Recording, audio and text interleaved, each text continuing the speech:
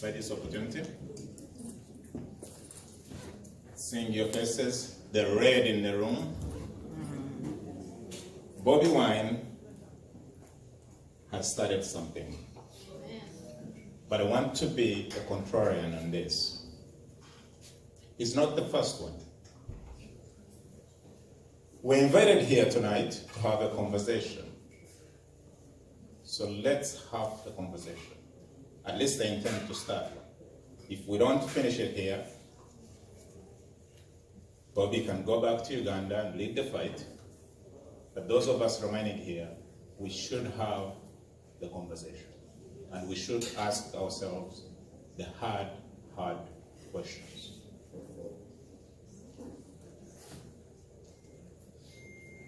The opponent that we all have has been in power for over 30 years. He has created a system that is so entrenched that if I looked at all of you, especially those who have lived in Uganda for a period, there is a Museveni in each and every one of you. That's how entrenched the system is. I'm not saying this to ruin your mood or to hurt your feelings. I'm being realistic. I just came from Uganda. I was there for about a month. When I was driving, I'll have some money in my pocket in case the police officer stopped me to bribe them. When I was flying out of Entebbe on New Year's Eve, I flew first class because I get $50 for an airline employee. That's Museveni in me. I see many youthful faces in the crowd. If I had powers, I would say, those over 40, put your block your ears, because really I can't reach you. But if you are under 30, in your 30s, like Bobbi Wine, or younger, this is your time. Don't look at us. We will not provide you a good example because the system we have been under has corrupted us.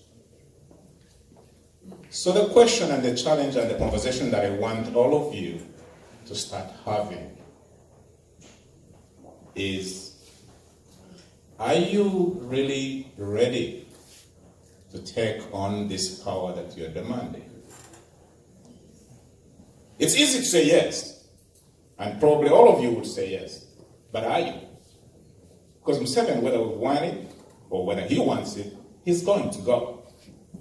We could even sit here and then have a phone call from Uganda saying the president is dead. He's going to go. But the question is, when he goes, what kind of a country does he leave behind? Who inherits it? And when I mean who inherits it, I'm not talking about a personality. I'm talking about the character of the people left behind. The corrupt officials, whether in the opposition or in the NRM government, those are the ones that will inherit Museveni's seat. And somehow we think it will move the country forward? I say no. So the question should not necessarily be fighting or toppling Museveni or Museveni must go. It should also be an inner kind of a soul searching. What kind of a country do we want and who should lead it? We ourselves should start. Start by instilling some values in your kids. Most of us fund families in Uganda.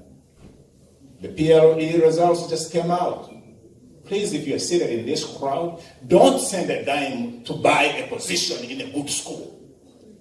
Because the kid you buy a position for, tomorrow is going to be the judge who will rob your land, who will issue a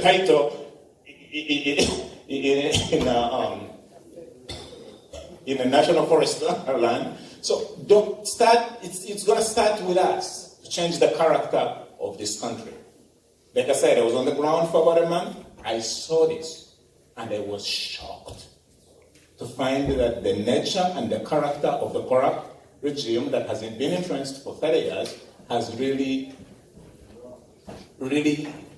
kind of permeated to all of us.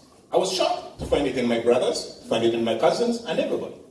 So let's have a conversation that is far beyond who is at the top, that looks inside to change the character of the next generation, the character of ourselves. Little by little, we can make a difference. Thank you so much.